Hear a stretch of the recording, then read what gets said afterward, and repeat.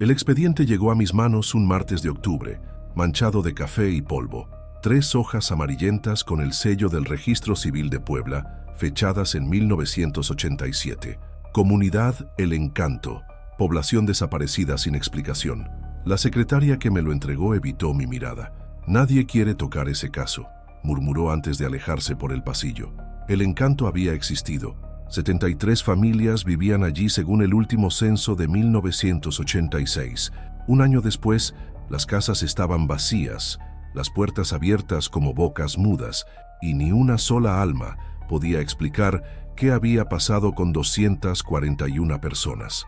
La primera fotografía del expediente mostraba una plaza pequeña con una fuente de piedra en el centro. Niños jugaban alrededor del agua, sus risas casi audibles en el papel gastado. Pero cuando observé la imagen más de cerca, algo me inquietó. Los rostros de los niños parecían borrosos, como si la cámara hubiera temblado justo en el momento del disparo. Solo uno de ellos se veía con claridad, una niña de unos 8 años que miraba directamente al lente, con una expresión que no era infantil. ¿Conoce usted El Encanto?, le pregunté al archivista de la municipalidad. Don Evaristo llevaba 40 años organizando documentos y había visto pasar generaciones enteras por esas oficinas. Sus manos temblaron imperceptiblemente cuando mencioné el nombre. «Mejor no remueva esas aguas, licenciado», me respondió sin levantar la vista de sus papeles. «Hay lugares que se borran solos cuando ya no deben existir». Pero yo necesitaba respuestas. La familia Mendoza me había contratado para encontrar rastros de su abuelo, Aurelio Mendoza, quien según sus recuerdos había vivido en El Encanto hasta el día que todo se acabó. No tenían más detalles, solo una dirección que ya no aparecía en ningún mapa y una fotografía donde el anciano sostenía una carta que nunca pudieron leer. El primer testimonio lo encontré en un café de Atlixco, a 40 minutos de donde supuestamente había estado la comunidad. Joaquín Herrera tenía 62 años y manejaba un camión de carga que hacía la ruta entre Puebla y los pueblos vecinos. Cuando mencioné El Encanto, su rostro se ensombreció. Yo llevaba mercancía allá cada 15 días, comenzó, removiendo el azúcar de su café con movimientos nerviosos. Era un pueblo normal, ¿sabe? Gente trabajadora, tranquila, pero había algo que no sabía explicar. ¿Qué tipo de cosa? Los espejos, dijo después de una larga pausa. Nunca vi tantos espejos en un solo lugar. Cada casa tenía uno en la entrada, otro en la sala, otros en los patios, y todos estaban colocados de manera extraña, como si reflejaran cosas que no estaban ahí. Joaquín me contó que la última vez que visitó El Encanto fue el 15 de marzo de 1987. Llegó como siempre, con cajas de medicinas y productos básicos, pero encontró las calles completamente vacías. Las puertas de las casas estaban abiertas, la ropa colgada en los tendederos se mecía con el viento, pero no había ni un alma. Lo más raro, continuó, era que todo parecía recién abandonado. La comida seguía caliente en algunas cocinas. Los niños habían dejado sus juguetes en medio de la calle, como si hubieran salido corriendo de repente, pero no había huellas de lucha, ni señales de violencia. Simplemente se habían ido. Le pregunté si había reportado la situación a las autoridades. Claro que sí, pero cuando regresé con los policías 2 días después, ya no estaba. ¿Cómo que no estaba? El pueblo entero había desaparecido. Donde antes estaban las casas, solo había terreno baldío cubierto de maleza, como si nunca hubiera existido nada ahí. Los policías me miraron como si estuviera loco, pero yo sabía perfectamente dónde quedaba El Encanto. Había manejado por esa carretera cientos de veces. ¿Alguna vez sentiste que el silencio guardaba algo que nadie dijo? La segunda pista llegó por casualidad. Mientras revisaba archivos en la biblioteca municipal, encontré un recorte de periódico de 1987 que había sido usado como separador en un libro de historia local. El titular decía: «Fenómeno meteorológico inusual causa tormenta magnética en zona rural de Puebla». La nota era breve, pero mencionaba que varios residentes de comunidades cercanas habían reportado luces extrañas y sonidos sin explicación durante la madrugada del 16 de marzo. Busqué al periodista que había escrito la nota. Rafael Castillo ya estaba jubilado, pero conservaba todos sus archivos personales en su casa de Cholula. Cuando le mostré el recorte, Sus ojos se iluminaron con una mezcla de curiosidad y aprensión. Esa historia me obsesionó durante meses, admitió mientras buscaba entre sus carpetas. Pero nunca pude publicar toda la información que recopilé. Mi editor dijo que era demasiado extraña para un periódico serio. Rafael sacó una caja llena de fotografías, testimonios escritos a mano y mapas marcados con círculos rojos. Entrevisté a más de 20 personas que vivían en los alrededores de donde supuestamente estaba el encanto. Todos describían cosas similares. Luces que se movían en formaciones geométricas, un sonido constante, como de campanas que no venía de ningún campanario, y una sensación de vacío que los hacía evitar esa zona. Me mostró una fotografía tomada desde un cerro cercano. En ella se podía ver una extensión de terreno completamente plana, sin construcciones, pero con marcas circulares en la tierra que formaban patrones perfectos. Esto lo tomé 3 días después de los reportes de luces extrañas, explicó. Según los testimonios, ahí estaba el encanto. ¿Y qué cree que pasó? Rafael se quedó en silencio durante largo rato, observando las fotografías como si buscara respuestas en ellas. Hay 2 posibilidades, dijo finalmente. O toda una comunidad se puso de acuerdo para desaparecer sin dejar rastro, borrando incluso las construcciones, o algo más allá de nuestra comprensión, decidió que ese lugar ya no debía existir. Entre sus documentos encontré algo que me heló la sangre. Una lista de nombres de los residentes de El Encanto, copiada de registros oficiales que después habían desaparecido misteriosamente de los archivos municipales. Aurelio Mendoza estaba en esa lista, junto con su esposa Carmen y sus 3 hijos. Pero lo que más me impactó fue descubrir que varios de esos nombres aparecían también en registros de defunción de otros pueblos cercanos, con fechas posteriores a marzo de 1987. Como si las mismas personas hubieran muerto en lugares diferentes, años después de haber desaparecido de El Encanto. ¿Cómo es posible que alguien muera 2 veces? Le pregunté a Rafael. Esa, respondió con una sonrisa inquietante, es la pregunta que me ha quitado el sueño durante 37 años. Esa noche, en mi hotel de Puebla, extendí todas las fotografías y documentos sobre la cama. La imagen de la niña que miraba fijamente a la cámara me perturbaba especialmente. Había algo en sus ojos que parecía traspasar el papel, como si me conociera, como si hubiera estado esperando que alguien encontrara esa fotografía. Tomé una lupa para examinarla más de cerca. Detrás de la niña, reflejada en uno de los muchos espejos que mencionaba Joaquín, se podía distinguir una figura que no estaba presente en la escena real. Una sombra alargada que parecía observar desde algún lugar imposible. Al día siguiente, decidí buscar el terreno donde supuestamente había estado el encanto. Joaquín me había dado indicaciones precisas. Kilómetro 23 de la carretera a Atlixco, desviación hacia el Cerro de la Malinche, siguiendo un camino de terracería que ya no aparecía en los mapas actuales. Conduje durante 2 horas por caminos polvorientos, preguntando a los lugareños por la ubicación.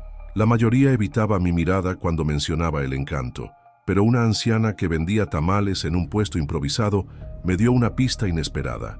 «Busque la casa de los espejos rotos», me dijo en voz baja, como si temiera que alguien más la escuchara. Esa casa nunca se fue.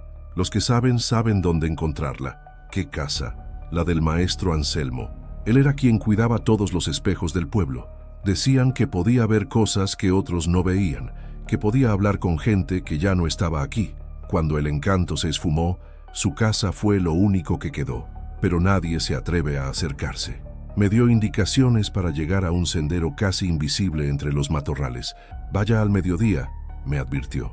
«Es la única hora en que los espejos no reflejan lo que no debe verse». Seguí sus instrucciones y encontré el sendero. Al final del camino, medio oculta entre la vegetación salvaje, estaba efectivamente una casa pequeña. Las ventanas estaban cubiertas con tablas de madera, pero la puerta principal permanecía abierta como invitándome a entrar. El interior olía a tiempo detenido y a memorias polvorientas, y allí, cubriendo cada pared, había docenas de espejos rotos. Algunos conservaban fragmentos de su superficie reflectante, otros eran solo marcos vacíos, pero todos estaban colocados de manera que, incluso rotos, parecían formar un patrón, como si fueran piezas de un rompecabezas gigantesco. En el centro de la habitación principal Encontré una mesa con un cuaderno abierto. La tinta de la última entrada aún parecía fresca, a pesar de que la fecha indicaba marzo de 1987. La escritura era clara, cuidadosa. Los reflejos han comenzado a moverse solos. Ya no muestran lo que está frente a ellos, sino lo que va a venir.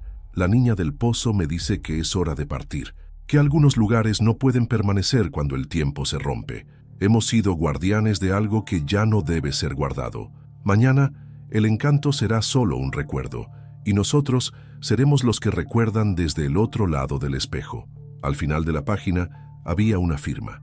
Anselmo Vega, último habitante de El Encanto, 15 de marzo de 1987. Debajo de la firma, alguien había pegado una fotografía. Era la misma imagen de la niña que había visto en el expediente, pero esta copia estaba más nítida. Ahora podía ver claramente lo que había en el fondo. No era una sombra reflejada en el espejo, sino la silueta de un hombre mayor escribiendo en un cuaderno. Era como si la fotografía hubiera sido tomada desde dentro del espejo, capturando no la realidad, sino su reflejo invertido. Cuando levanté la vista del cuaderno, me di cuenta de que ya no estaba solo en la habitación. En cada espejo roto, fragmentos de rostros me observaban. No eran reflejos de mi cara, sino caras diferentes, de personas que parecían haber estado esperando durante décadas que alguien llegara a leer las palabras de Anselmo. Y entre todos esos rostros fragmentados, reconocí uno. Era Aurelio Mendoza, el abuelo que había venido a buscar. Me miraba desde un pedazo de espejo no más grande que mi mano y movía los labios como si tratara de decirme algo. Pero en ese momento, el silencio de la casa se rompió con un sonido que helaba la sangre, el llanto de una niña que venía de algún lugar imposible de ubicar, un llanto que parecía venir de todos los espejos a la vez, multiplicándose hasta convertirse en un coro de voces infantiles que repetían la misma frase una y otra vez. Ya es hora de recordar lo que nunca debió olvidarse. ¡Sasis masas! Salí corriendo de la casa de los espejos rotos. Mis manos temblaban tanto que tardé varios minutos en encender el motor del coche. Durante el camino de regreso a Puebla, no pude quitarme de la cabeza la imagen de Aurelio Mendoza, mirándome desde aquel fragmento de espejo, moviendo los labios sin emitir sonido alguno. Esa noche, en mi habitación del hotel, decidí digitalizar todas las fotografías que había recopilado. Mientras escaneaba la imagen de la niña, algo extraordinario sucedió. En la pantalla de mi computadora, la fotografía comenzó a mostrar detalles que no había visto antes, como si la resolución digital revelara capas ocultas de información. La niña no estaba sola. A su alrededor, apenas perceptibles como sombras translúcidas, se podían distinguir las siluetas de otros niños. Formaban un círculo perfecto alrededor de la fuente, pero sus rostros estaban borrosos, como si hubieran estado moviéndose en el momento exacto del disparo. Solo la niña del centro permanecía inmóvil, con esa mirada penetrante dirigida directamente hacia quien observara la fotografía. Al ampliar aún más la imagen, descubrí algo que me erizó la piel.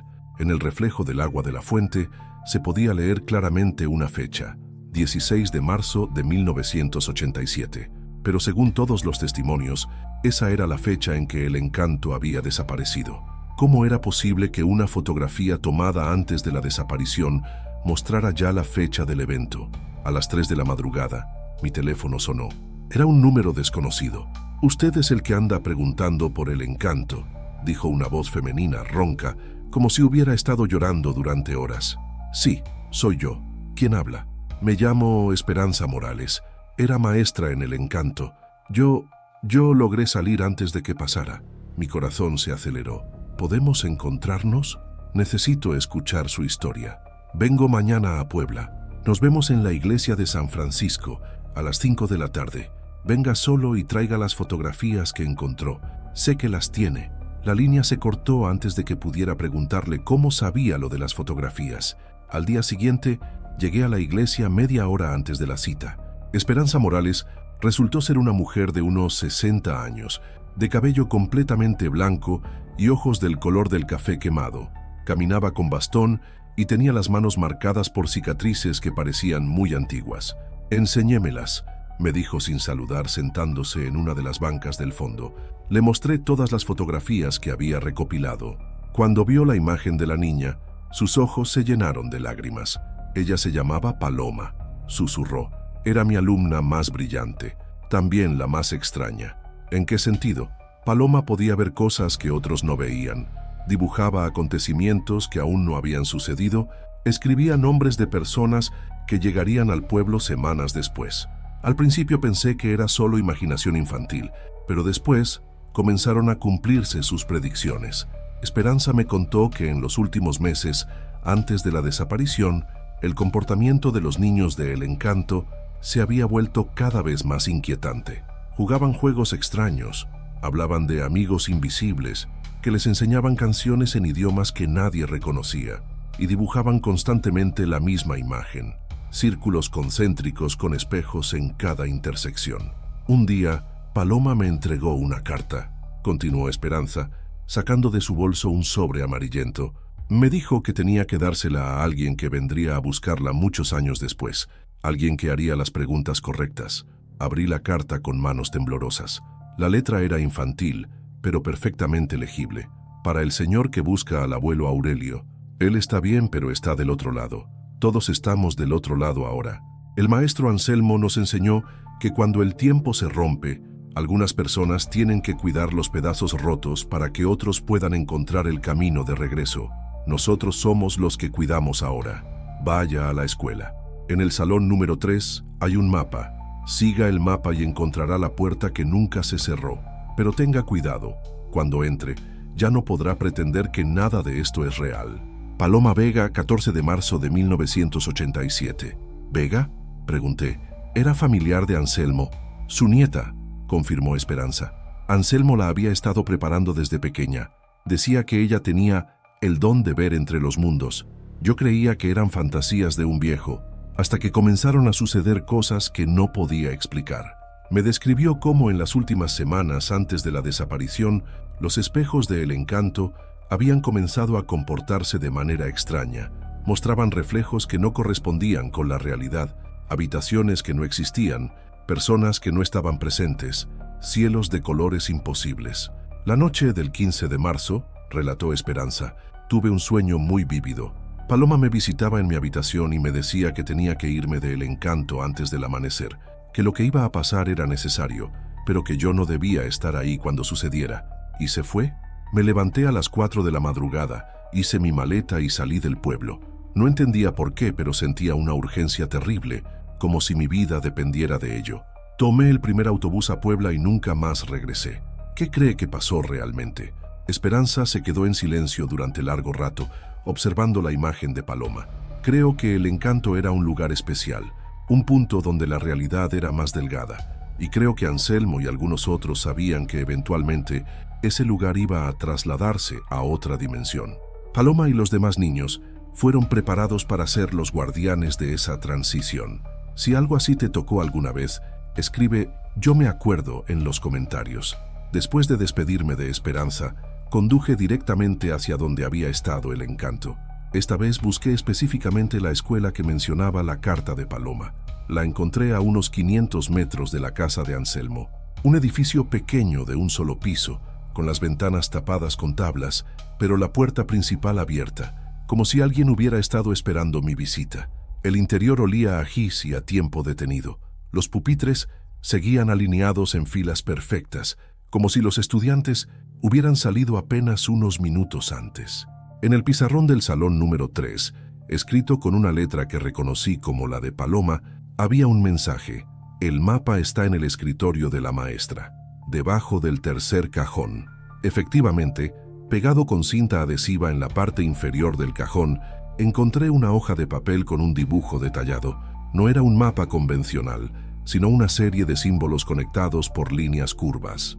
Reconocí algunos elementos: la casa de Anselmo, la fuente de la plaza, la escuela donde me encontraba, pero había otros símbolos que no podía identificar, y todos estaban conectados por líneas que formaban un patrón geométrico complejo. En una esquina del mapa, Paloma había escrito: "La puerta está donde el círculo se cierra. Busque el lugar donde todos los espejos se encuentran". Siguiendo las indicaciones del mapa, caminé durante una hora por senderos que parecían abrirse solos a medida que avanzaba. El paisaje a mi alrededor se veía normal, pero había algo en la calidad de la luz y en el silencio absoluto que me hacía sentir como si estuviera caminando por el interior de una fotografía. Finalmente llegué a un claro circular donde la vegetación había crecido formando un anillo perfecto. En el centro, parcialmente enterrada en el suelo, había una estructura circular de piedra que parecía muy antigua. Se parecía a un pozo, pero cuando me acerqué a observar, vi que no contenía agua sino una superficie reflectante perfecta, como un espejo líquido.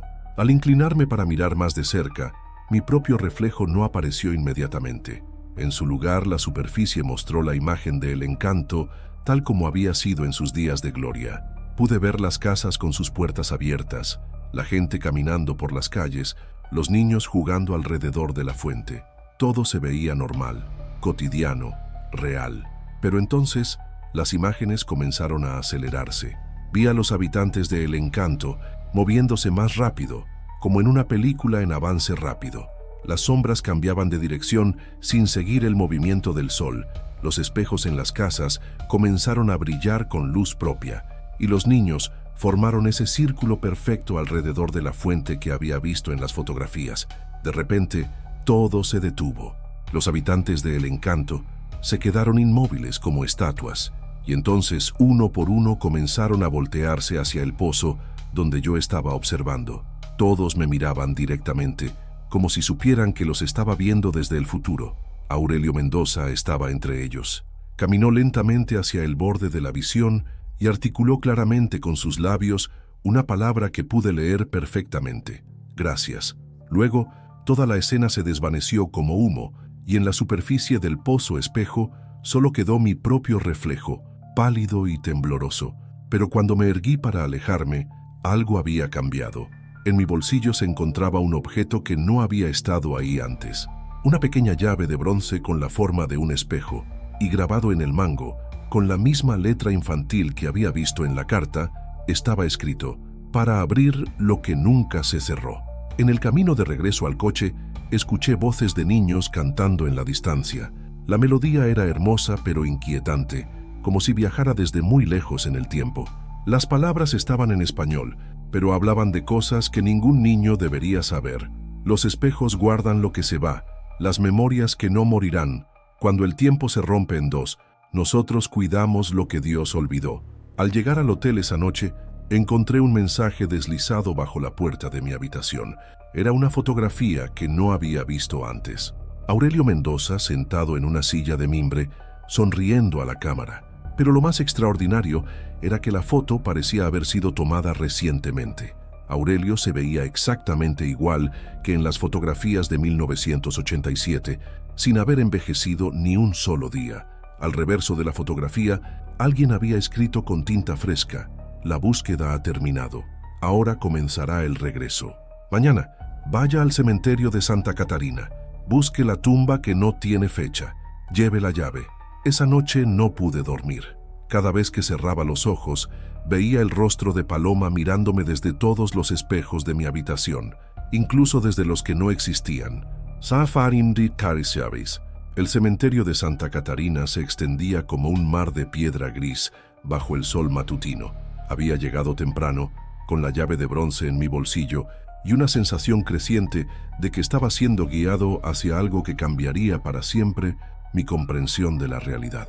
La búsqueda de la tumba sin fecha me llevó 2 horas de caminar entre hileras interminables de lápidas. Fue en la sección más antigua del cementerio, casi oculta entre malezas y árboles centenarios, donde finalmente la encontré. Era una lápida sencilla, de mármol blanco, con una inscripción que me dejó sin aliento: aquí yace quien nunca se fue. Aquí descansa quien sigue despierto. La muerte es solo otro espejo para ver lo que está del otro lado. No había nombre, no había fecha, solo esas 4 líneas grabadas con una caligrafía que reconocí inmediatamente. Era la misma letra de Anselmo Vega. Al acercarme más, noté que la lápida tenía una pequeña hendidura en forma de espejo, exactamente del tamaño de la llave que llevaba en mi bolsillo. Con manos temblorosas, inserté la llave en la ranura. Se escuchó un clic suave, y la lápida comenzó a deslizarse hacia un lado, revelando una escalera de piedra que descendía hacia la oscuridad. No tenía linterna, pero extrañamente no la necesitaba. Las paredes del túnel subterráneo estaban cubiertas de espejos pequeños que reflejaban una luz que no venía de ninguna fuente visible, creando una iluminación tenue, pero suficiente para ver el camino. Descendí durante lo que parecieron horas. Los espejos en las paredes mostraban imágenes que cambiaban constantemente. Escenas de El Encanto en diferentes épocas, rostros de personas que reconocía de las fotografías y otras que parecían pertenecer a tiempos muy antiguos. Era como caminar a través de la historia fragmentada de un lugar que existía en múltiples dimensiones temporales. Al final de la escalera encontré una puerta de madera tallada con símbolos que coincidían exactamente con el mapa que había encontrado en la escuela. La llave funcionó también aquí y la puerta se abrió, reveló una habitación circular que desafió toda lógica arquitectónica. El espacio era mucho más grande de lo que debería haber sido posible, considerando que estaba bajo tierra. Las paredes estaban completamente cubiertas de espejos de todos los tamaños y formas, algunos antiguos con marcos de plata labrada, otros modernos, algunos rotos, pero aún reflejando imágenes imposibles. En el centro de la habitación había una mesa redonda con sillas dispuestas alrededor, como si hubiera sido preparada para una reunión. Y allí, sentado en una de las sillas, me esperaba Anselmo Vega. No era un fantasma ni una aparición. Era el mismo hombre que había visto en las fotografías de 1987, sin haber envejecido un solo día. Sus ojos brillaban con una sabiduría que parecía acumulada a lo largo de décadas de experiencias que trascendían lo normal. «Por fin llegaste», me dijo con una voz que sonaba como ecos dentro de ecos. «Hemos estado esperando mucho tiempo». «¿Esperando qué? ¿Quiénes son nosotros?» «Los guardianes de la memoria», respondió señalando hacia los espejos. «Mira con atención». En cada espejo comenzaron a aparecer rostros familiares. Aurelio Mendoza, Paloma, Esperanza Morales, Joaquín el camionero, Rafael el periodista, incluso mi propio rostro apareció en uno de los espejos más grandes. Pero no eran reflejos comunes. Cada rostro parecía existir independientemente, observándome con una conciencia propia. «El encanto nunca desapareció», explicó Anselmo. «Solo se trasladó a un lugar donde el tiempo funciona de manera diferente. Un lugar donde las memorias son tan reales como las piedras, donde los recuerdos pueden caminar y hablar, donde lo que fue sigue siendo». Me mostró un espejo particularmente grande en la pared opuesta. En él podía ver el encanto exactamente como había sido. Las casas, las calles, la fuente en la plaza. Pero ahora entendía que no estaba viendo el pasado, sino el presente de un lugar que existía en una dimensión paralela. «Todos los que alguna vez vivieron en el encanto siguen allí», continuó Anselmo. «Pero también existen aquí, en esta dimensión, a través de las memorias de quienes los conocieron. Somos simultáneamente reales e imaginarios, presentes y ausentes, vivos y muertos. ¿Y por qué me trajeron aquí? Porque alguien de tu mundo necesitaba encontrar a Aurelio Mendoza, y porque hay verdades que solo pueden ser transmitidas a través de la experiencia directa, no a través de explicaciones racionales». Caminó hacia uno de los espejos y me pidió que lo siguiera. Al tocarlo, la superficie se volvió líquida, como agua vertical. «Ven», me dijo, «es hora de que veas por ti mismo». Atravesamos el espejo y emergimos en la plaza principal de El Encanto. Pero El Encanto era diferente, más real que la realidad, con colores más vívidos, sonidos más claros, emociones más intensas. Los habitantes del pueblo continuaban sus vidas cotidianas, pero todos parecían conscientes de mi presencia. Aurelio Mendoza se acercó desde su casa, que reconocí por las fotografías que había visto. Caminaba con la misma energía de un hombre de 50 años, aunque sabía que tenía más de 80 cuando el encanto había desaparecido. «Gracias por buscarme», me dijo, extendiendo su mano. Su apretón era sólido, real, imposible. Mi familia necesitaba saber que estoy bien, que sigo existiendo, que el amor no se rompe solo porque el tiempo se rompe. Me entregó una carta sellada. «Dale esto a mis nietos. Explícales que la muerte es solo un cambio de dirección, no un final. Que los que amamos siguen siendo parte de nosotros, incluso cuando ya no podemos verlos con los ojos ordinarios. Si tú también crees que algunos recuerdos no mueren, escribe: yo vi la señal aquí abajo».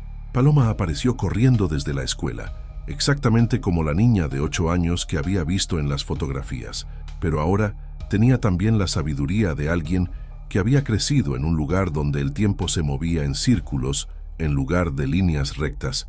¿Entiendes ahora por qué tuvimos que irnos?, me preguntó con su voz infantil que portaba conocimientos adultos. El mundo de allá está perdiendo la capacidad de recordar. La gente vive tan rápido que olvida lo importante. Nosotros somos los que guardamos las memorias que no deben perderse. Me llevó hasta la fuente de la plaza, la misma donde había sido tomada su fotografía. Mira el agua, me dijo. En la superficie de la fuente pude ver imágenes de la familia Mendoza, los nietos de Aurelio llorando por su desaparición, la abuela Carmen buscando fotografías viejas, los padres tratando de explicar a los niños qué había pasado con el abuelo. Eran escenas del presente, del mundo al que yo pertenecía. Ellos necesitan saber que el amor es más fuerte que la confusión, continuó Paloma, que algunas personas no se pierden, solo se transforman en otra clase de presencia. Anselmo se reunió con nosotros junto a la fuente. Tu trabajo aquí ha terminado, me dijo, pero tu trabajo allá apenas comienza. Debes contar esta historia, pero de una manera que la gente pueda aceptar. No todos están listos para la verdad completa. ¿Cómo voy a explicar todo esto? La misma forma en que siempre se han explicado las verdades profundas, a través de historias que suenan como leyendas, pero contienen más realidad que los hechos documentados. Me entregó un último regalo, una fotografía de todo el encanto, tomada desde una perspectiva imposible, como si hubiera sido capturada desde el cielo. En ella se podían ver todos los habitantes del pueblo mirando hacia la cámara, sonriendo, con una paz que yo nunca había visto en rostros humanos. Esta fotografía existe tanto aquí como allá, me explicó. Cuando la muestres en tu mundo, algunos la verán como una foto normal de un pueblo que ya no existe. Otros verán lo que realmente es, una ventana hacia un lugar que nunca dejó de existir. El regreso fue instantáneo. Un momento estaba en la Plaza de El Encanto, el siguiente me encontraba de pie en la habitación de los espejos bajo el cementerio, pero ya no estaba solo. En cada espejo podía ver a los habitantes de El Encanto despidiéndose con las manos sonriendo, enviándome bendiciones silenciosas. Cuando salí del túnel subterráneo, el sol se estaba poniendo. La lápida se deslizó de vuelta a su lugar y la llave en mi bolsillo se había transformado en algo diferente. Ahora era una pequeña medalla de plata con la imagen de la fuente de El Encanto grabada en un lado y en el otro las palabras Guardián de Memorias. En el coche, de camino al hotel, abrí la carta que Aurelio me había dado. Estaba escrita en español, con una caligrafía clara y cariñosa. Queridos nietos, sé que han estado preocupados por mí desde que dejé de aparecer en las fotografías familiares. Quiero que sepan que estoy bien, mejor que bien. Estoy en un lugar donde el tiempo es amigo, no enemigo, donde los recuerdos felices son tan reales como las casas y los árboles. No lloren por mí. En su lugar recuerden las historias que les conté, los juegos que jugamos, las canciones que cantamos juntos. Cada vez que me recuerden con amor, estaré ahí con ustedes. El amor verdadero no conoce fronteras, ni siquiera las fronteras entre los mundos. Su abuelo que los ama siempre, Aurelio. Esa noche en mi habitación del hotel, desarrollé la película de la cámara que había llevado a El Encanto. La mayoría de las fotografías salieron normales, mostrando paisajes vacíos y edificios abandonados.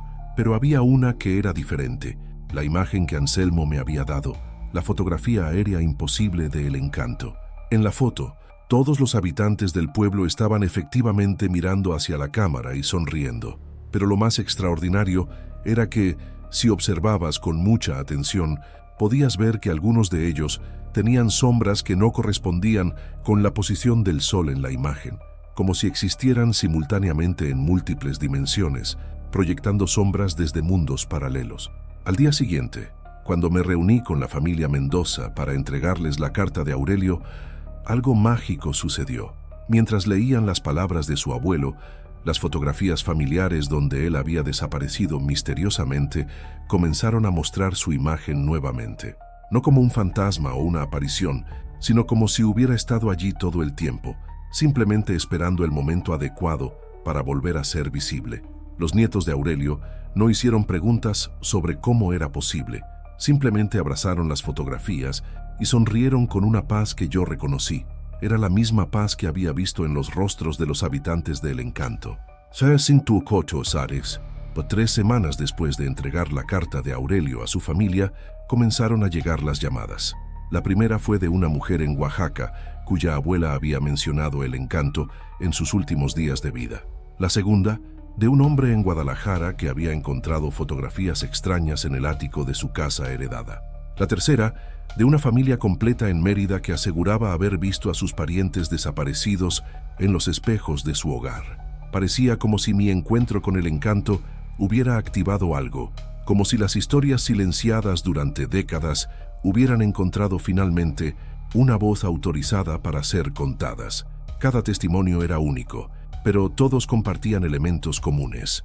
Espejos que mostraban lo imposible, fotografías que cambiaban solas, voces familiares que susurraban desde lugares vacíos. La historia de María Elena Castillo, de Oaxaca, fue particularmente conmovedora. Su abuela, Remedios, había pasado sus últimos meses hablando de un lugar llamado El Encanto, donde los muertos cuidan a los vivos. María Elena había asumido que eran delirios causados por la edad avanzada, hasta que encontró entre las pertenencias de Remedios una colección de cartas escritas en fechas posteriores a la muerte de sus remitentes.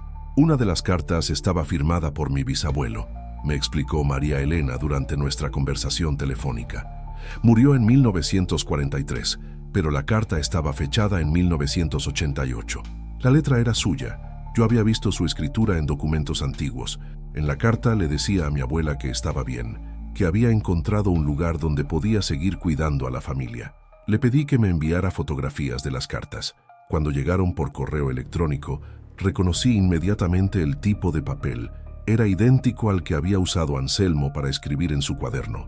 Más inquietante aún, una de las cartas mencionaba específicamente mi visita a El Encanto, describiendo eventos que habían ocurrido semanas antes de que la carta fuera supuestamente escrita.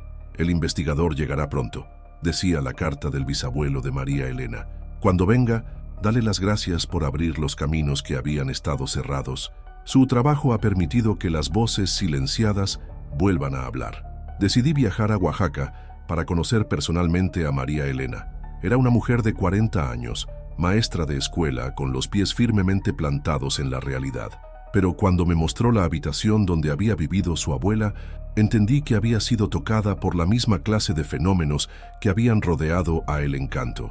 La habitación tenía 12 espejos de diferentes tamaños dispuestos en las paredes, cada uno reflejando ángulos imposibles que mostraban espacios que no correspondían con la arquitectura real de la casa. En el espejo más grande, María Elena me mostró algo que me dejó sin palabras. La imagen tenue pero claramente visible de una anciana sentada en una mecedora, sonriendo hacia nosotros. «Es mi abuela», me dijo con naturalidad, como si fuera la cosa más normal del mundo. «Aparece ahí cada tarde a las 5, durante exactamente 15 minutos. A veces me habla, me da consejos, me cuenta historias de familiares que murieron antes de que yo naciera. ¿No te asusta?» Al principio sí, pero después me di cuenta de que era la misma abuela de siempre, solo que ahora podía verla de una manera diferente.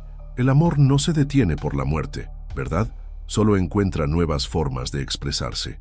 María Elena me contó que después de la muerte de Remedios, otros miembros de la familia habían comenzado a aparecer en los espejos de la casa. Su padre, fallecido 5 años antes, le daba indicaciones sobre problemas financieros. Su tío favorito, muerto en un accidente cuando ella era niña, le había ayudado a encontrar documentos importantes que había perdido. Es como si la casa se hubiera convertido en un punto de encuentro entre los mundos, explicó. Mis familiares vivos vienen a visitarme, pero también lo hacen los que ya se fueron, y todos conviven en perfecta armonía. Durante mi estancia en Oaxaca, presencié uno de estos encuentros. A las 5 de la tarde exactas, la figura de Remedios apareció en el espejo más grande de la sala. No era una proyección ni un reflejo, era una presencia consciente que respondía a nuestras preguntas y mostraba emociones genuinas. «Dígale al investigador», le dijo Remedios a su nieta, mirándome directamente, que El Encanto no fue el único lugar que hizo la transición. Hay otros puntos en México donde el velo entre los mundos se ha vuelto transparente. Lugares donde las familias pueden seguir siendo familias, sin importar las barreras que otros llaman definitivas. Me dio nombres de otros lugares: una hacienda en San Luis Potosí, un convento abandonado en Michoacán, una casa colonial en Puebla que había pertenecido a una familia completa que desapareció en 1952. Todos eran sitios donde, según Remedios, se habían establecido comunidades similares a El Encanto. El mundo está cambiando, continuó la anciana desde su lugar en el espejo.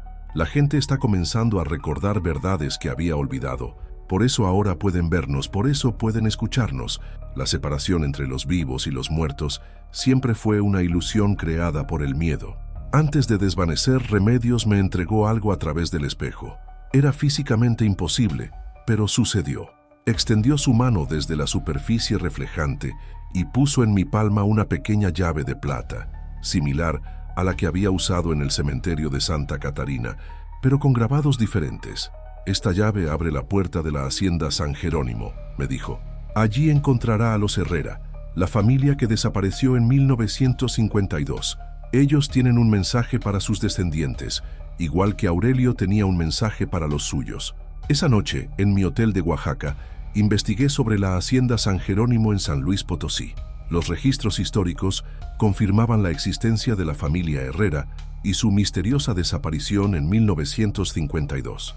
Según los archivos periodísticos de la época, Joaquín Herrera, su esposa Isabel y sus 5 hijos habían sido vistos por última vez el 23 de noviembre de 1952. Al día siguiente, la hacienda fue encontrada vacía, con las camas sin hacer y la comida aún caliente en la mesa. Las autoridades de la época habían especulado sobre secuestros, venganzas familiares, incluso sobre la posibilidad de que hubieran huido del país. Pero nunca se encontraron rastros de violencia ni evidencias de una partida planificada. Como en el caso de El Encanto, la familia Herrera simplemente se había esfumado. Decidí viajar a San Luis Potosí. La hacienda San Jerónimo se encontraba a 2 horas de la capital del estado, en una zona rural donde los lugareños aún recordaban las historias sobre la familia desaparecida. El edificio principal de la hacienda seguía en pie, aunque abandonado y parcialmente cubierto por la vegetación. Cuando llegué al sitio, la llave que me había dado Remedios se sintió caliente en mi bolsillo, como si hubiera reconocido su hogar. La puerta principal de la hacienda estaba cerrada con un candado antiguo que, sorprendentemente, se abría con mi llave de plata. El interior de la hacienda era una cápsula del tiempo.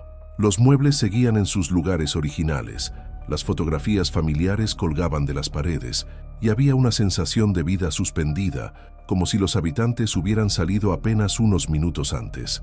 En la sala principal encontré algo que me confirmó que estaba en el lugar correcto: una colección de espejos dispuestos exactamente como los había visto en El Encanto y en la casa de María Elena. Pero estos espejos eran diferentes, mostraban escenas en movimiento, como ventanas hacia diferentes momentos en el tiempo. En uno de ellos pude ver a la familia Herrera viviendo su vida cotidiana en 1952. Joaquín trabajaba en su escritorio, Isabel bordaba en el patio, los niños jugaban en los corredores. Todo se veía normal, pacífico, como si el tiempo se hubiera detenido en el momento perfecto de sus vidas. Joaquín Herrera levantó la vista de su escritorio y me miró directamente, como si hubiera sentido mi presencia. Caminó hacia el espejo desde su lado y puso su mano contra la superficie. Yo hice lo mismo desde mi lado, y por un momento imposible, nuestras palmas se tocaron a través del cristal. «Hemos estado esperando», me dijo con una voz que llegaba desde muy lejos, pero se escuchaba perfectamente clara. «Nuestros nietos necesitan saber que la hacienda sigue siendo suya, que nunca la perdieron realmente». Me explicó que la familia Herrera había hecho la misma transición que los habitantes de El Encanto, pero por razones diferentes. En 1952, México estaba cambiando rápidamente, y lugares como la hacienda San Jerónimo representaban un modo de vida que estaba siendo arrasado por la modernización. «No quisimos ver desaparecer todo lo que habíamos construido», me dijo Joaquín.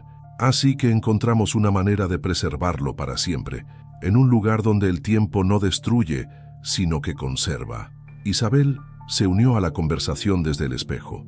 Era una mujer elegante, con ojos llenos de sabiduría maternal. «Nuestros nietos venden artesanías en el mercado de San Luis Potosí», me informó. «Se llaman Herrera Santillán. Dígales que el cofre que buscaban está enterrado bajo el rosal del patio trasero. Ahí encontrarán los documentos que prueban su derecho sobre esta tierra. ¿Por qué es tan importante? Porque esta hacienda va a ser necesaria pronto, respondió Joaquín. El mundo está recordando que hay otras formas de existir, otras maneras de ser familia.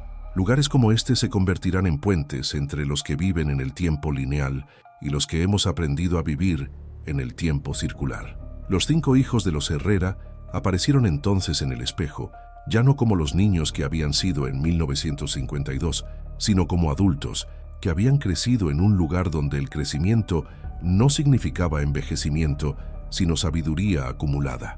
Cuénteles a nuestros nietos, dijeron al unísono, que pueden venir a visitarnos cuando quieran. Solo necesitan mirar en los espejos con amor en lugar de miedo, con esperanza en lugar de desesperación. Antes de despedirse, Isabel me entregó algo a través del espejo, una fotografía de toda la familia tomada el día de su transición. En la imagen, todos sonreían con esa misma paz que había aprendido a reconocer en los rostros de quienes habían encontrado su camino hacia esos lugares especiales. Esta fotografía cambiará cuando se la entregue a nuestros nietos, me explicó Isabel. Les mostrará no cómo éramos entonces, sino cómo somos ahora. Una familia que nunca se separó, que nunca se perdió, que simplemente encontró una nueva forma de estar junta. Cuando salí de la hacienda San Jerónimo, el sol se estaba poniendo y las sombras de los árboles parecían formar figuras humanas que me despedían con las manos. En mi bolsillo, junto a la llave de plata, ahora llevaba la fotografía de los Herrera y una certeza que crecía cada día. México estaba lleno de lugares como El Encanto, de familias como los Herrera, de historias que esperaban ser contadas por alguien dispuesto a creer en verdades que trascendían las explicaciones convencionales. El encuentro con los nietos de la familia Herrera fue diferente a todos los anteriores. Los encontré en el mercado de San Luis Potosí, como me había indicado Isabel. Eran 3 hermanos, Roberto, Carmen y Miguel Herrera Santillán, todos vendedores de artesanías que llevaban décadas preguntándose qué había pasado realmente con sus abuelos. Cuando les mostré la fotografía que Isabel me había dado, algo extraordinario sucedió ante mis ojos. La imagen comenzó a transformarse lentamente, como si hubiera estado esperando el momento exacto para revelar su verdadera naturaleza. Los rostros de los Herrera de 1952 se desvanecieron gradualmente, siendo reemplazados por los mismos rostros, pero irradiando una paz y una sabiduría que trascienden el tiempo ordinario. «Dios mío», susurró Carmen, la mayor de los hermanos. «Son ellos, pero diferentes. Se ven como si hubieran encontrado algo que habían estado buscando toda la vida». Les conté toda la historia, mi encuentro con su abuelo Joaquín en la hacienda, la conversación con Isabel, el mensaje sobre el cofre enterrado bajo el rosal. Roberto, que era el más escéptico de los 3, me miró con una mezcla de incredulidad y esperanza desesperada. ¿De verdad cree que están vivos en algún lugar?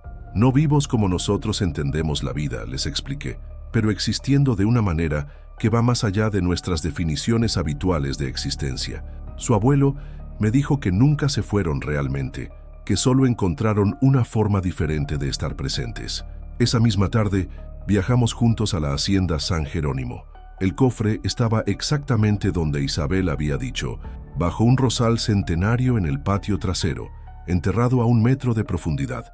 Dentro encontramos documentos que probaban la propiedad de la tierra, joyas familiares y algo inesperado, un diario escrito por Joaquín Herrera en los días previos a la desaparición. Las últimas entradas del diario revelaban una historia similar a la de El Encanto. Joaquín había comenzado a experimentar visiones de un lugar donde el tiempo se movía de manera diferente. Había visto a familiares muertos caminando por los corredores de la hacienda. Había escuchado voces de niños que no existían. Había observado cómo los espejos de la casa mostraban escenas de un futuro posible donde la hacienda permanecía intacta para siempre. 23 de noviembre de 1952. Leía la última entrada. Hoy es el día. Anselmo vino en sueños y me explicó cómo hacer la transición. Dice que hay lugares en México donde la realidad es más flexible, donde las familias pueden elegir su propio destino. Isabel está de acuerdo. Los niños entienden mejor que nosotros. Ellos ya pueden ver el otro lugar. Esta noche, cuando la luna esté llena, cruzaremos el umbral. La hacienda San Jerónimo será preservada para siempre, y nosotros seremos sus guardianes eternos.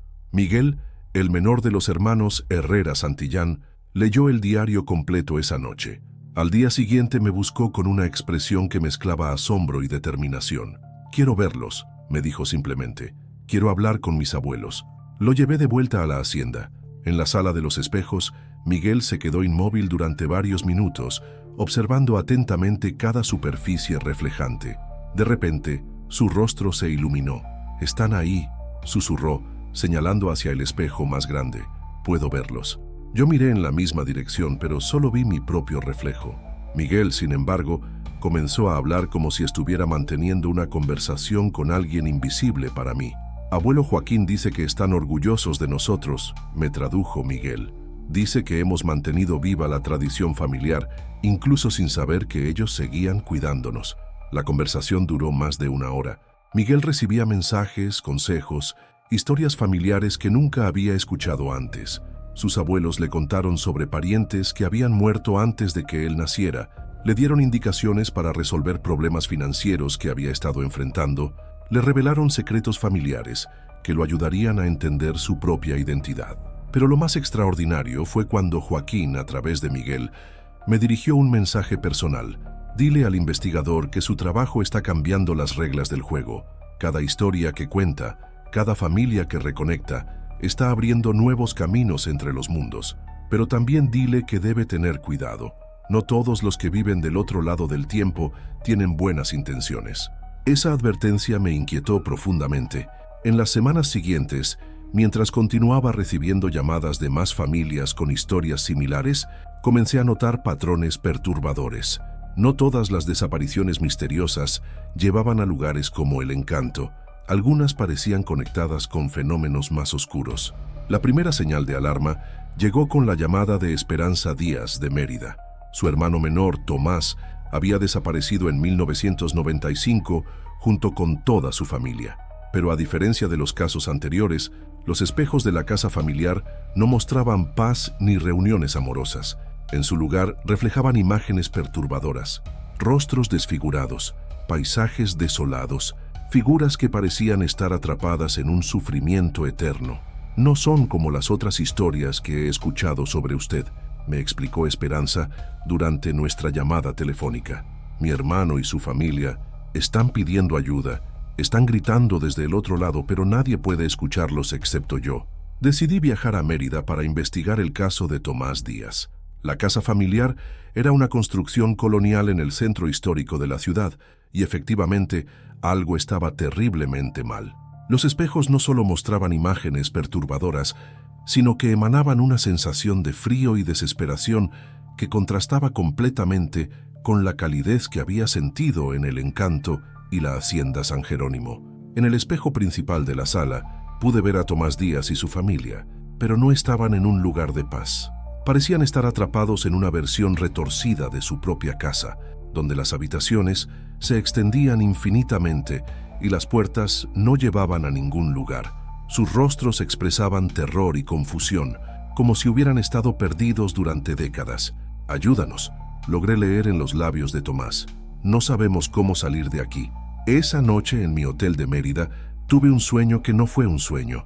Anselmo Vega me visitó en mi habitación, pero esta vez su rostro mostraba preocupación. «No todos los lugares donde se rompe el tiempo son seguros», me explicó. «Así como hay sitios como El Encanto, donde las familias pueden elegir una existencia mejor, también hay lugares donde la ruptura temporal atrapa a las almas en bucles de confusión y sufrimiento. ¿Cómo puedo ayudar a la familia Díaz? Necesitas encontrar el origen de su desaparición. A diferencia de nosotros que elegimos la transición, ellos fueron arrastrados hacia ella por fuerzas que no entendían. Busca en los archivos policiales de 1995. Busca el nombre de Sebastián Mora». Al día siguiente, investigué en los archivos de la Policía Municipal de Mérida. El nombre de Sebastián Mora apareció en múltiples reportes de 1995. Era un hombre obsesionado con el ocultismo que había estado experimentando con rituales para comunicarse con los muertos. Según los testimonios, había convencido a varias familias de participar en sesiones espiritistas que prometían reunirlos con parientes fallecidos.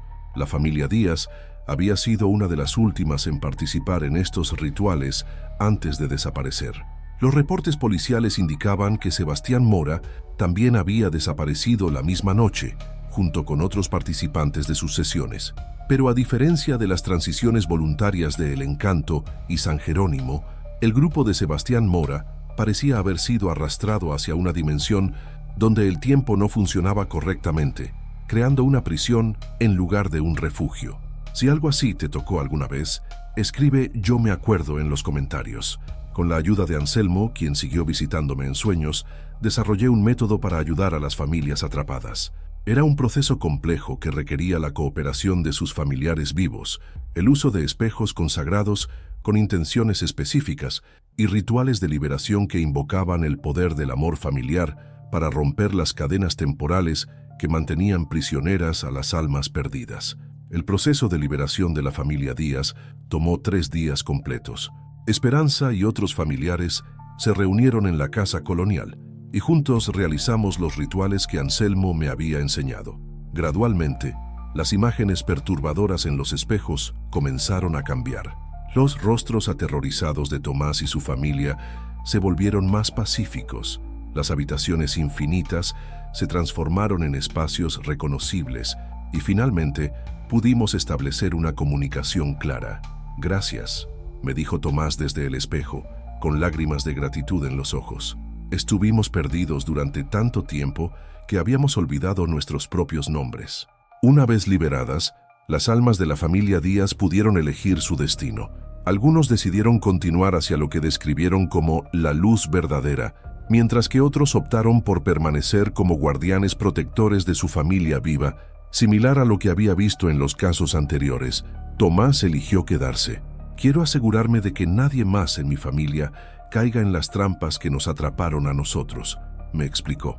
Durante las semanas siguientes, ayudé a liberar a 5 familias más que habían sido víctimas de experimentadores irresponsables como Sebastián Mora. Cada caso me enseñó más sobre la naturaleza compleja de estos fenómenos.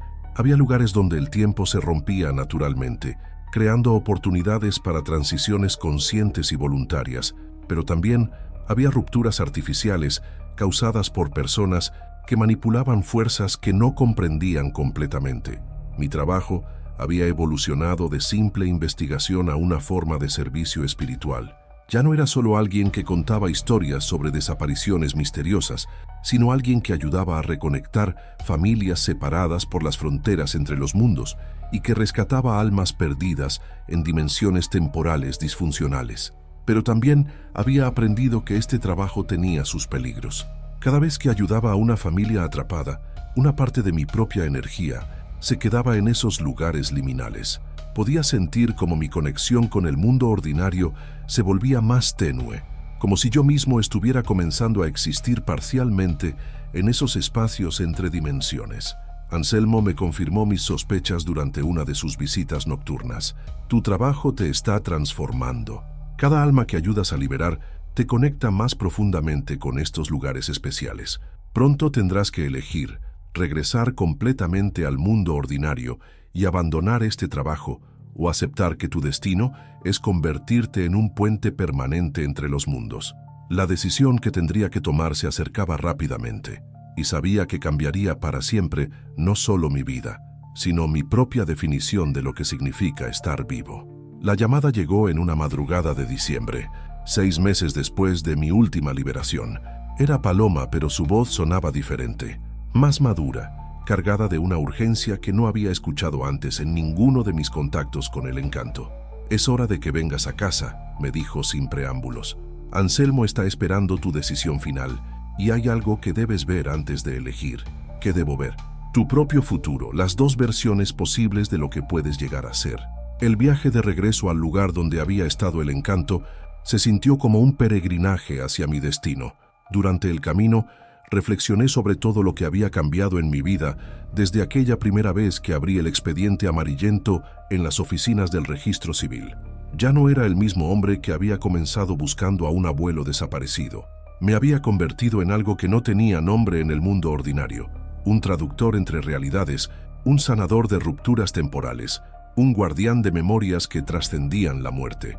Cuando llegué a la casa de los espejos rotos, Anselmo me estaba esperando en el patio trasero, pero esta vez no estaba solo. Junto a él se encontraba una figura que reconocí inmediatamente, aunque no la había visto jamás. Era yo mismo, pero diferente. Una versión de mí que irradiaba la misma paz transdimensional que había aprendido a reconocer en los habitantes de estos lugares especiales. «Conoce a quien podrías ser», me dijo Anselmo, señalando hacia mi otro yo. «Si eliges quedarte y convertirte en un guardián permanente de estos umbrales». El otro yo me sonrió con una expresión de comprensión profunda. «El trabajo que hemos estado haciendo es solo el comienzo», me dijo con mi propia voz, pero cargada de conocimientos que yo aún no poseía. «Hay cientos de familias atrapadas en bucles temporales disfuncionales, miles de almas perdidas que necesitan ser guiadas hacia la luz, infinidad de lugares donde la realidad se ha roto y necesita ser reparada. Pero también», continuó Anselmo, «debes conocer la alternativa». El aire a nuestro alrededor se espesó y de repente me encontré de pie en una versión alternativa de mi apartamento en la Ciudad de México. Era exactamente igual a como lo había dejado 6 meses antes, pero había algo fundamentalmente vacío en él. En el sofá estaba sentada otra versión de mí mismo, envejecido, cansado, con ojos que habían perdido la capacidad de ver maravillas.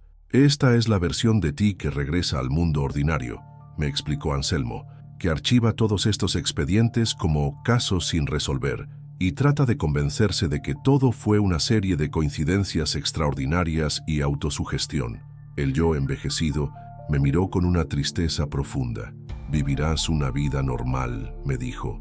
«Te casarás, tendrás hijos, envejecerás rodeado de familia. Pero cada noche, durante el resto de tu vida, soñarás con las familias que pudiste haber ayudado pero no ayudaste. Escucharás voces pidiendo auxilio desde espejos que ya no te atreves a mirar directamente». La visión se desvaneció y regresamos al patio de la casa de Anselmo, pero ahora había más gente presente.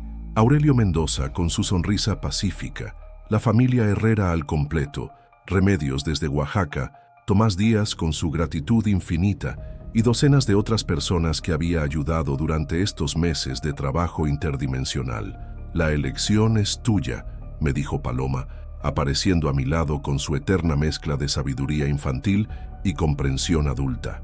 «Pero antes de decidir, hay algo más que debes entender». Me llevó hasta un espejo que no había visto antes. Era enorme, del tamaño de una pared, y su superficie no reflejaba nada en absoluto. Era simplemente negro, como una ventana hacia el vacío. «Este espejo muestra el México del futuro si nadie continúa este trabajo», me explicó Paloma. «Un país donde las familias pierden para siempre a sus seres queridos, donde las memorias se desvanecen sin dejar rastro, donde la muerte se convierte realmente en una separación definitiva». Imágenes comenzaron a aparecer en el espejo negro.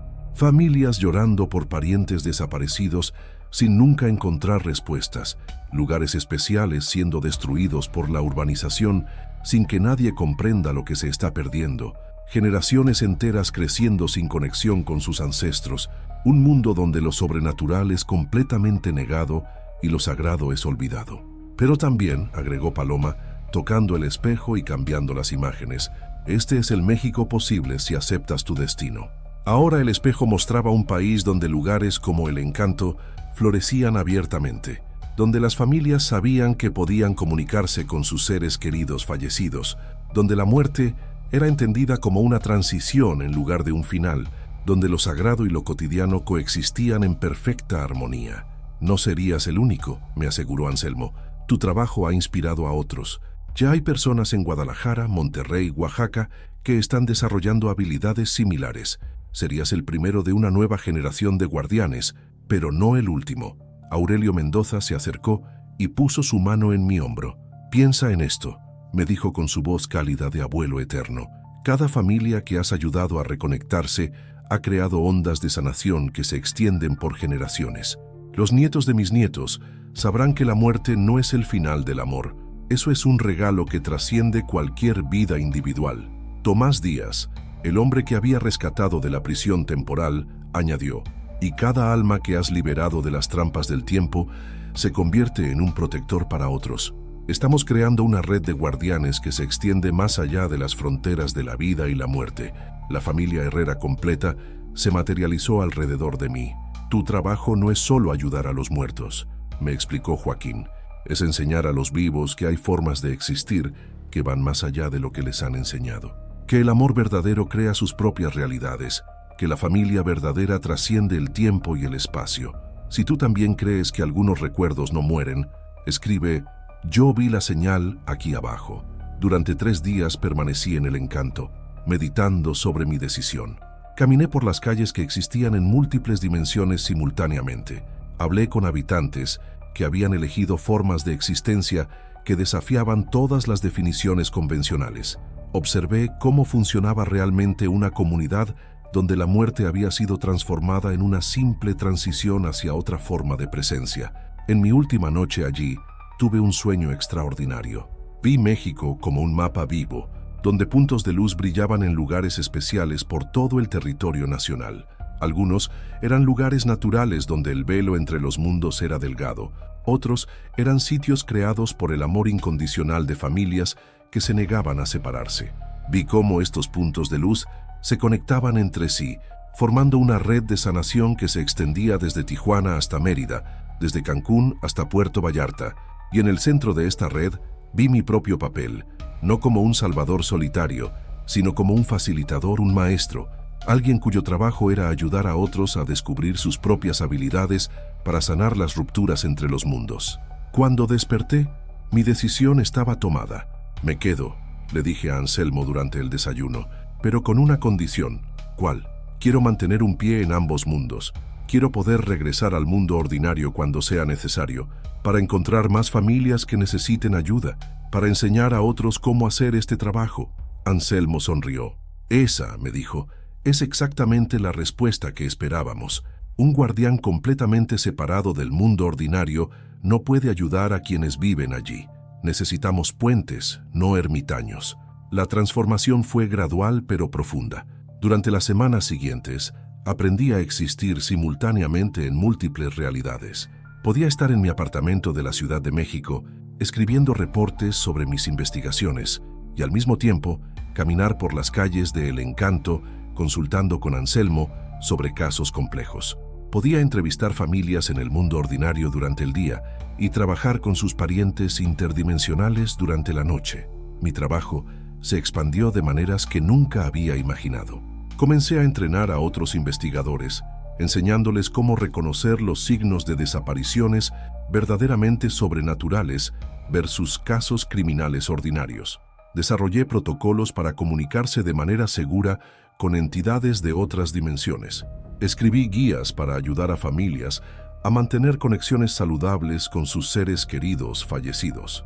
Pero lo más importante fue que comencé a entender que mi trabajo no era simplemente resolver casos individuales, sino ayudar a cambiar la relación fundamental de México con la muerte, la memoria y la trascendencia. Un año después de mi decisión, recibí una llamada que me confirmó que el cambio ya había comenzado. Era un funcionario del gobierno federal, alguien cuyo trabajo era tan secreto que ni siquiera podía decirme su nombre completo. Señor investigador, me dijo, necesitamos hablar.